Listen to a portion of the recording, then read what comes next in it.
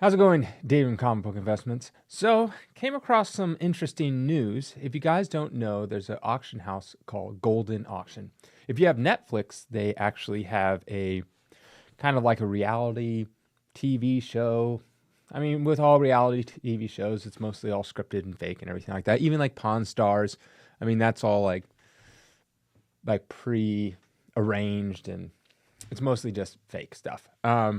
So it's kind of similar to that. I watched a few episodes. But anyways, the interesting thing about Golden auctions is eBay is planning on buying them. Yes, that's right. eBay, the big old company eBay, is buying Golden auction. Now, to eBay, it's a drop in the bucket. I don't know what they're going to pay for it, but it kind of looked like it was going to go that way for a while because Golden auction at the height, like 2020, 2021, got massive investment from an investment group. And in this investment group was people like Peyton Manning. I think like Jay-Z is part of it, like a big celebrity group. And they bought Golden auction or a huge stake in it. And so usually if an investment group does something like that, they plan on like trying to sell this thing. So they probably looked at Golden auctions like, hey, we can buy this, pump it up, and sell it. They injected a bunch of money into it. That's why you got that Netflix TV show. And Peyton Manning was actually the producer of that show. So he was on it, like JC, all this kind of stuff. And they thought, okay, we're going to use a celebrity status, make the show kind of interesting, build up some buzz around it, and kind of expand a little bit on Golden a little bit, and then turn around and sell it and, 5-10x your money on it. So that's what they were planning on doing all along, and so this has actually happened. Now, whether they're going to sell it to eBay or someone else, they probably didn't know, but their plan was always to sell it, and that's probably why, they're at this point. Now, what does that mean for people out there at auction houses, things like that? Down the line, you're going to see more of these acquisitions happening where you have your smaller auction houses, even though Golden is not small, but smaller, and get bought up by bigger corporations. Just look at anything. Usually just all funnels up, companies just buy out their competition. eBay doesn't want to have competition, so they just buy it. That's usually how it always is. That's why there's always just a few big players. And Golden auction is not really known for comics per se. They do comics, but they don't get like the best prices usually, and they have extremely high fees. They're similar to Heritage in that aspect. Buyer's premium, seller's premium, all the types of premiums that you can imagine.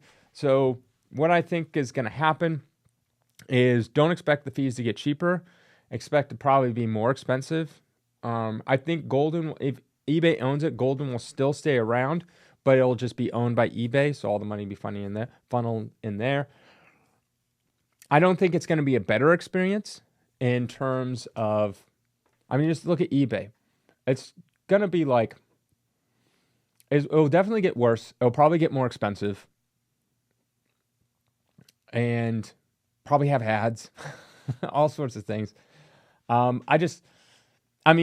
Ken Golden, the one who owns it, good on him because he's just going to take his money and he's done. Nothing wrong with that. But I don't expect it to really get better. It was never really that good for comics anyways. They mostly deal in sports memorabilia and sports card. That's like their thing. So I can't really talk about that too much because I don't really have much experience in that. So I really don't know if Golden is like a good place or not or all that stuff. I just know from a comic experience, it's generally not the best prices and they're still really expensive.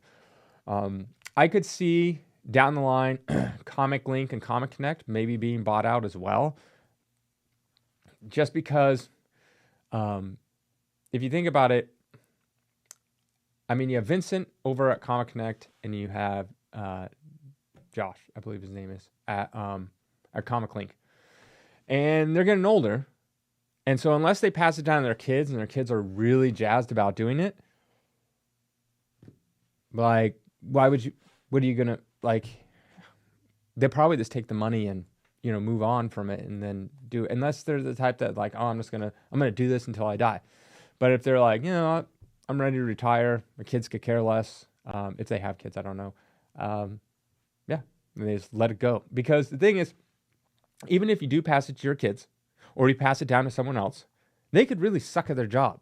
And they could just drive that thing into the ground anyways and not be innovative. And I mean, it's usually, look at the Vanderbilts. It's usually the first generation starts it, the second generation builds it, and the third generation spends it. I mean, the Vanderbilts were the richest family in the world. And within like 3 generations, they blew all their money, all of it. They built the railroads, all of it. It's gone. So, yeah, I mean, so expect more of these down the line. These little auction houses getting bought up. I mean, little. Goldin's not little, but yeah.